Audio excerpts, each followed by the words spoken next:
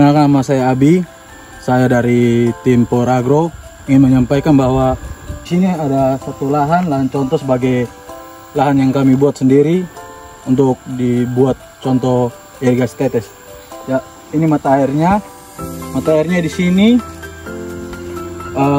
mengalami penurunan dan dibutuhkan tenaga bantuan seperti mesin pompa, sehingga ada daya gravitasi untuk dorongan air. Biasanya juga dipakai tandon karena ini fungsi tandon itu bisa mendapatkan gravitasi kalau airnya di atas ketinggian. Tapi karena berhubung airnya di bawah rata-rata, akhirnya digunakanlah ini mesin pompa. Bisa dilihat di sini mesin pompa 1 dim dengan kemampuan tandonnya ukurannya 1 dim. Dari 1 dim kita menuju ke 11/2 dim. Dari pipa 11/2 dim biasanya di bagian sini biasanya taruh filter. Fungsi filter itu untuk menyaring kotoran yang terdapat pada air. Namun di bagian sini belum dipasang filter. Setelah itu di samping filter ada injektor. Fungsi injektor yaitu menyedot pupuk secara otomatis ketika dibuka airnya. Bisa dilihat ini fungsi selangnya. Biasanya ditaruh langsung di ember. Setelah itu dikocor lalu dibuka dengan stop krannya yang jangan terlalu full, jadi setengah saja dengan stop kran untuk sistem penyedotan airnya atau pupuknya nanti. Setelah itu dari sini kita lanjutkan ke pipa dari satu pipa 1/4 di injektor, dilanjutkan ke dari pipa 1/2 di injektor, dilanjutkan ke pipa 1/4. Ini overshocknya, lalu turun pada elbow. Dari pipa pusat elbow ini menuju ke pipa utama. Dari tadi yang pertama kita telah melihat bagaimana pada pusatnya dari mesin pompa, dari mesin pompa ke injektor, dari mesin pompa ke filter ke injektor. Setelah itu dikeluarkan ke pipa induknya. Ini pipa induknya, dari pipa utama ke pipa induk. Dari pipa utama ini ke pipa induk, di sini bisa dilihat ada terdapat off-tag. Off-tag ini berwarna merah, biasanya dikenal sebagai stop kran. Fungsi stop kran sendiri itu fungsinya yaitu mengancing atau membuka air pada pipa utama. Setelah itu di sini kita bisa lihat sendiri dia bisa mengancing drip irigasi atau irigasi tetes tersebut. Contohnya seperti ini.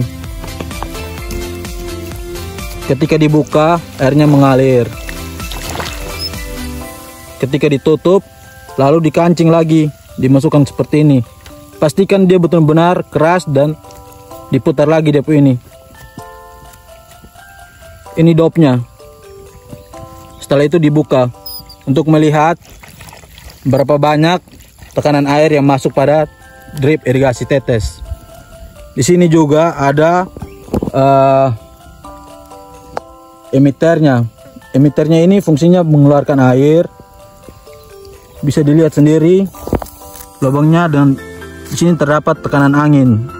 Karena dalam pipa dari pipa induk ke pipa utama tekanan airnya belum terlalu besar, sehingga pada emitter tersebut bisa dilihat tekanan airnya atau udaranya bisa keluar, sehingga pada selang irigasi tetes tersebut terdapat banyak airnya sehingga bisa penuh.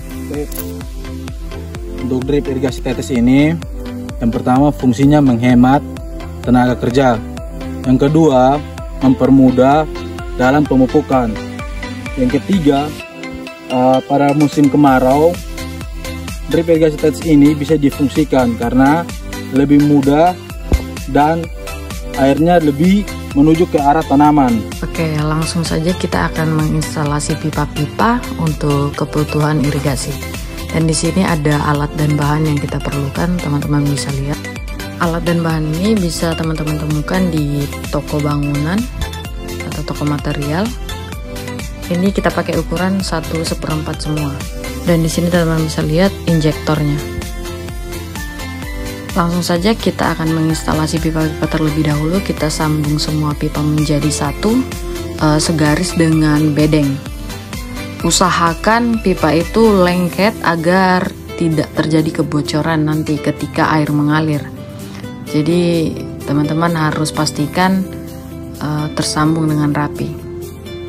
Nah, ini contoh pipa yang sudah dipasang atau diinstalasi di sepanjang garis bedeng.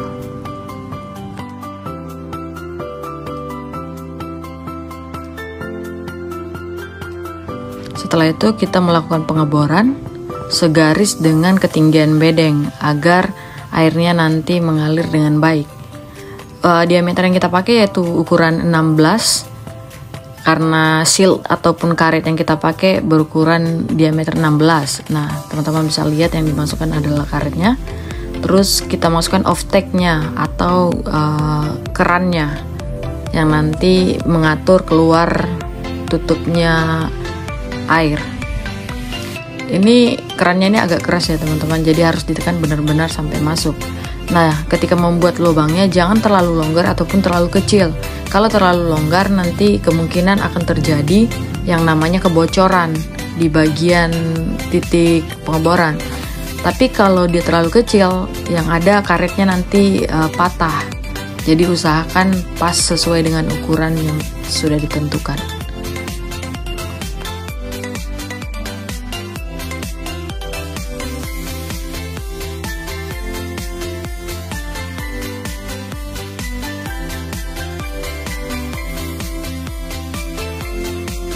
Teman-teman bisa lihat kan, mudah bukan cara pemasangannya, tinggal kita pasang dengan emitter tape-nya nanti. Nah, ini contohnya. Nah, ini untuk emitter tape yang kita pakai, dia sudah memiliki lubang tersendiri, yaitu emitternya yang sudah memiliki jarak antar lubang itu 20 cm per lubangnya. Teman-teman bisa lihat ini ada emitter tape-nya. Dia tuh seperti labirin atau rongga udara yang nantinya bisa menyamakan jumlah dari keluarnya air di setiap lubangnya.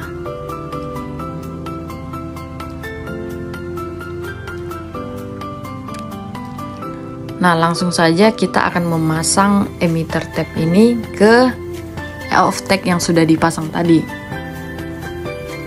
Tapi teman-teman bisa lihat lahan yang kita pakai itu lahan yang sudah dipasang mulsa. Jadi sebaiknya dan lebih mudah dan efisiennya ketika bedengan belum dipasang mulsa, agar kita memasangnya tidak sulit. Seperti ini, kita harus memasukkannya dari bawah dulu. Jadi kita membutuhkan tenaga ekstra dan membutuhkan waktu yang lama kalau teman-teman perhatikan. Dan teman-teman juga salah satu perhatian, emitter tape itu harus berada di atas, bagian atas. Kalau dia nanti ada di bagian bawah, dia akan kotor dan tersumbat. Jadi alangkah lebih baiknya kalau dia mengarah ke atas, karena airnya juga nanti akan turun ke bawah. Nah, hal ini kita lakukan sampai ke ujung bedengnya, lalu nanti kita akan melakukan pengikatan di bagian ujung. Jangan lupa teman-teman sediakan dulu patok untuk tempat atau tumpuan pengikatan dari emitter tape ini. Nah, seperti yang teman-teman lihat, kita tancap dia sedalam mungkin agar tidak goyang. Nah, ketika pengikatan tape emitter ini, usahakan jangan terlalu longgar dan jangan terlalu ketat. Kalau terlalu longgar nanti kemungkinan akan melipat, dan kalau dia terlalu ketat, airnya tidak bisa masuk karena terjepit. Tidak ada ruangan untuk airnya masuk, dan diikat dengan kuat agar tidak terlepas ketika air mengalir. Nah, hal ini dilakukan sampai semua bedeng selesai. Jadi mudah bukan dalam menginstalasi irigasi tetes ini?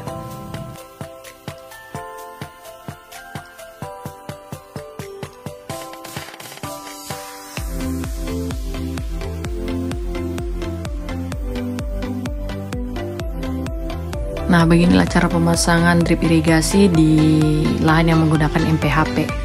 Kita akan melihat drip irigasi di lahan yang belum menggunakan MPHP. Teman-teman bisa lihat lebih mudah dan gampang dalam pembuatannya.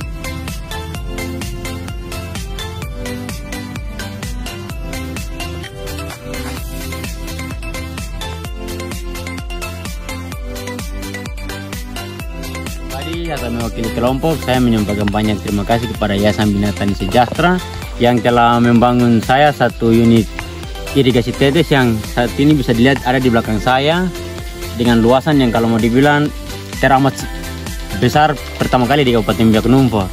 Untuk itu saya juga menyampaikan banyak terima kasih kepada para sponsor atau yang bekerja sama dengan Yayasan Bina Tani Sejahtera untuk dihadirkan dari jauh-jauh ke Papua, khususnya di Biak sini untuk menginstalasi kebun saya ini, yaitu Power Agro Indonesia yang telah berpartisipasi bersama dengan Yayasan Bina Tani Sejahtera.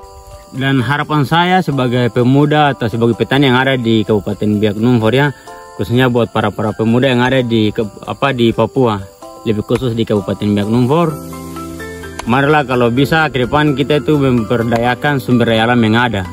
Jangan terus bergantung kepada orang, tetapi jadilah jati diri kita sendiri sebagaimana bahwa sumber daya alam kita ketika kita kelola itu ke depan akan menjadi sumber penghasilan bagi kita. Sehingga harapan saya semoga dengan apa yang ada ini bisa menjadi motivasi kepada teman-teman pemuda yang ada di Kabupaten Biak Numfor ini, bisa menjadi suatu harapan saya ke depan.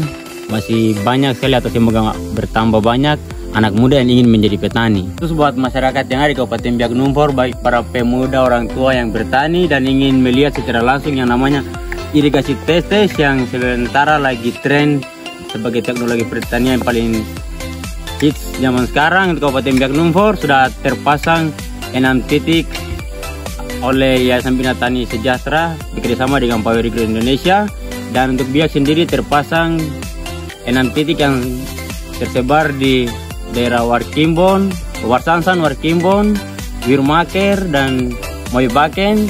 Serta untuk Biak Timur sendiri ada di tempatnya saya sendiri, yaitu Kampung Gajasbo, terpasang 1 irigasi tetes, dan juga di kelompok Diakonia Jemaat Iktus Waderbo ada juga terpasang saja. Teman-teman atau pemuda atau petani yang ingin melihat secara langsung yang namanya irigasi tetes bisa langsung berkunjung kepada beberapa tempat yang tadi saya sebutkan di Kabupaten Biak Numfor. Terima kasih. Bersama Yayasan Bina Tani Sejahtera, petani sejahtera. Yes!